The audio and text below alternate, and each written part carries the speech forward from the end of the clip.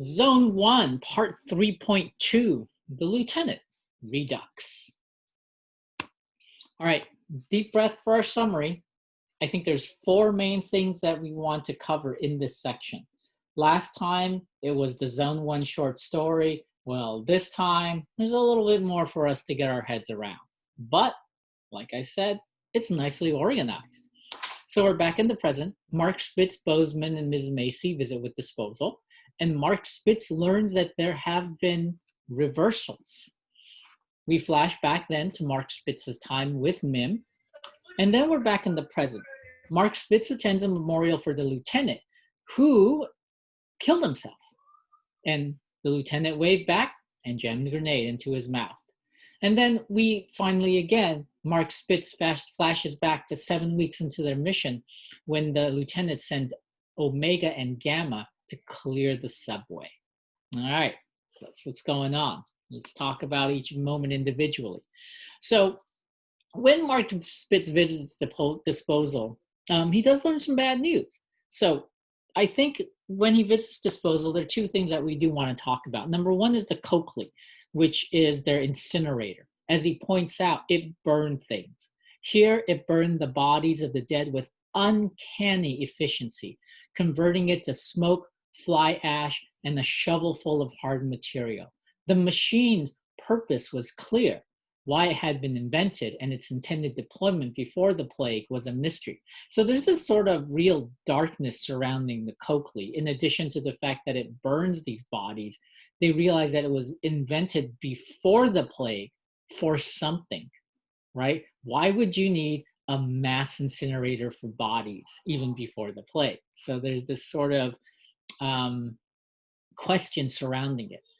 The thing, of course, that the feature that is most prevalent from the Coakley is the ash, right? The geyser of white smoke and ash issuing violently, its constancy and pervasiveness, the fact that it's everywhere. For Mark Spitz, it was everywhere, in every raindrop on his skin, sullying every edifice and muting the blue sky, the dust of the dead. All right, we can just leave that there. He does get some other bad news. There are more skells at the wall, as Bozeman points out. He points out that a lot of them showing up for lunch today, breakfast too. And then Ms. Macy lets them know that there have been some reversals, namely that Bubbling Brooks had fallen, but it looks like they've been having a density problem outside, and somehow the gates were breached. We learned that Bubbling Brooks also had not only had 15,000 people, but the Tromenhauser triplets were there, right? Those symbols of the American Phoenix, of hope reborn. I know one got out is all they can come up with. And and every time they mention that, somebody mentions like, oh, I hope it was Cheyenne. Cheyenne, I don't know. Okay. We do get more Mim. We'll just lead with what happens. One morning day, Mim left to scare up some pepper for the lentil soup and did not return. Gone, like that, right? As long as it took for that relationship to develop, it's gone in an instant.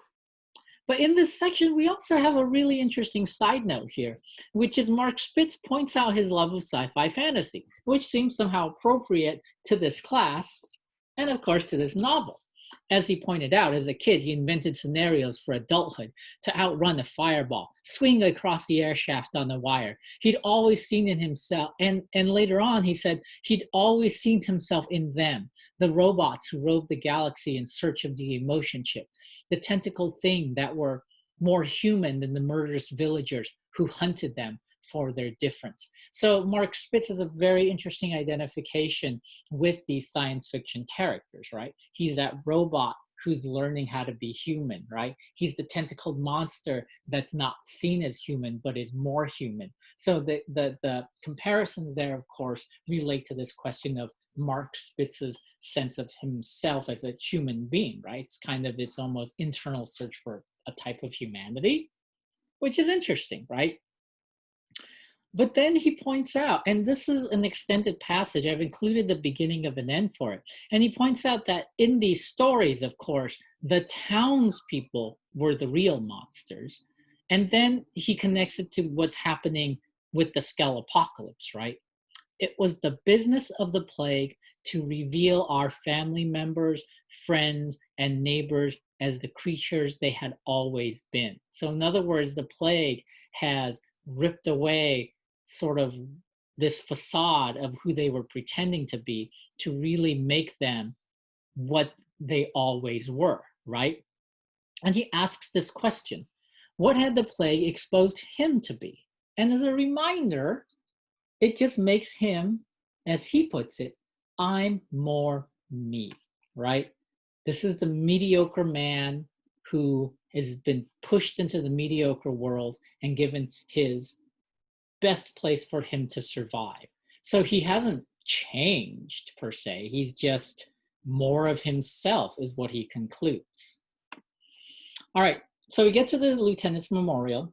As I said, it's sudden, it's unexpected, and it's surprisingly mundane or casual. It was a quiet evening, sparse with the dead all day. One of the last quiet evenings before the devils started accumulating in their recent density. So we know that things are getting bad, so this was a little bit before then. The sniper waved at the lieutenant. The lieutenant waved back and jammed the grenade into his mouth. So again, that description is just so casual. It's just kind of thrown out there that if we weren't paying attention, we would have missed it. The question, of course, is why? We'll get to that. But a final note about the American Phoenix. It points out that so tomorrow needs a marketing rollout. Hope, psychopharmacology, a rigorous policy of bad thinking. So again, earlier, one of the thematic threads we pointed out was how the American Phoenix is about a kind of rebranding, right? It's a rebranding of Reconstruction. Rather than just calling it Reconstruction, they have to sell it to the people, right? As this thing that we're going to do together, right? And that's what you need, right? A marketing rollout. Hope, psychopharmacology, drugs, in other words, and of course, a rigorous policing of bad thinking. One of the main things, and you can see that it's sort of the bulk of this section, is when they clear the subway. Gamma and Omega are sent by the lieutenant to finish clearing the subway, pop and drop whatever skells have wandered in, or that one random fellow in the supply room, trying to make it sound easier and lighter than it actually is. But interestingly enough, the lieutenant joins them. Things go bad though, and Gamma Squad is killed. That's the and Mark Spitz has this very wry, sort of dark statement, right? Where they had to go either local or express, and Gamma chose express. And as Mark Spitz points out, that's the express all over. It gets you to your final destination quicker, which in this case, of course, is death. The lieutenant's bad feeling told him that the express was a preordained clusterfuck, and that's why he posseed with Omega. So as much as Mark Spitz recognizes, as much as the lieutenant talks about his sort of, oh, I should have been there, Mark Spitz argues it was more about a sense of survival instinct in the lieutenant. All right, so the subway is a very interesting moment. I'm going to just all combine it under this idea that past and present sort of collide within this moment. Because as they enter into the subway, as they describe that moment, there's this description of Mark Spitz's first time in New York City, right? Because he's a suburban boy. He's from Long Island. During the first teenage missions in the New York City underground, the steps leading to a subway platform offer refuge from the madness of the streets above. Strangers who cut him off, scowled, tried to puncture his eyebrows with their umbrella spokes and render him defenseless so they could devour him. I mean, this is him describing New York before the Skelepocalypse, but again, you look at the language, right? It's this language of violence. It's this language of cannibalism, right? They want to puncture his eyebrows. They want to devour him just like the Skells do now, right? So from here, you get from these descriptions, you get this strong sense that nothing is really changed per se. Then they talk about Richard Cowell, aka Dick Cowell, aka Foreskin, a former sommelier at a high-end eatery that specialized in offal. If you guys don't know what offal is the intestines of the animal, like the kidneys, the liver, all those parts that we usually throw out. I'm not a big fan, but some of you might be. You guys might like good liver. I don't know, maybe. Well, anyway, but then Foreskin makes this distinction or notes that, which is sort of amusing given the scale's yen for human entrails. So high-end eatery, scale, kind of the same thing as it turns out. And then after Gamma is overrun, Omega comes to the rescue with the lieutenant. And there's this interesting description where Mark Spitz describes that when him, Caitlin, when they kill the Skells, they don't just kill Skells, right? They each saw different as they dropped the creatures. They each saw something different as they dropped the creatures. And this goes on for a little bit. He describes what Gary sees, he describes what Caitlin sees, which reveals as much about them as characters as they do about Mark Spitz. Because what does Mark Spitz see? As he points out, we never saw the other people anyway, only the monsters we make of them. This was the plane where Mark Spitz lived. They were all him. Middling talents who got by, barnacles on humanity's hull, survivors who had not yet been extinguished. So when he's down in the subway, he sees the subway as the great leveler, right? Everyone's the same at the subway. You're all crowded into these cars. There's nobody's different. And so when he's down there killing Skells, he sees it as if he's killing himself. They were all him. Middling talents who got by, barnacles on humanity's hull. So again, this reinforces that description of Mark Spitz as the mediocre man, right? The mediocre man in the mediocre world, this description that's been carried throughout the novel. And here at the end, everyone's him. Everyone's trapped in the subway together, and he's just killing them all. In essence, on some level, killing himself, killing who he is. So we get to the end of this chapter, and we do discover, I think, why the lieutenant kills himself. And it's built into that final memory that Mark Spitz has of him when they used to meet every Sunday to drink together, him, Caitlin, and the lieutenant. Suppose question. Remember that? So this is Mark Spitz's final memory of him, and he talks about, I think, three things. Number one, the lieutenant kind of comes up with his reason for the plague, right? He says it's correcting an imbalance. It kicks us out of robotic routine, comeuppance for a flatlined culture, right? This notion that we're sort of all trapped in these cycles of modern living. Well, here comes the plague. Everything's different now, right? And then he talks about he has this theory of stragglers, right? They walk around because they're too stupid to know they're dead.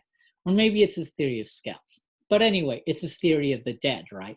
They're just too dumb to die. And then he goes off and he thinks about Zone 1. He thinks about what Zone 1 means, right? And he characterizes it like this. Buffalo has given us some busy work to keep our mind off things.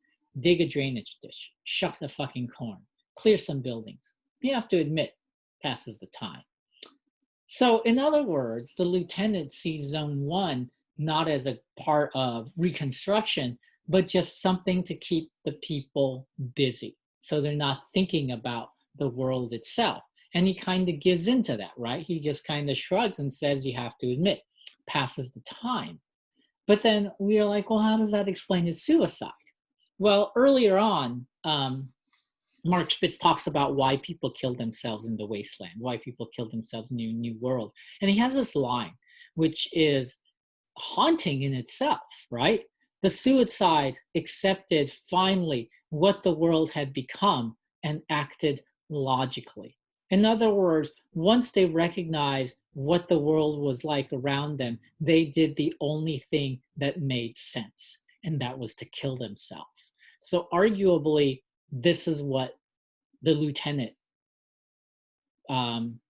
what the lieutenant realized, right? He finally saw the world for what it was, and he finally said, you know what? I have to do the only thing left that makes sense, and that was to kill himself. All right, so on this cheerful note, we'll end this section.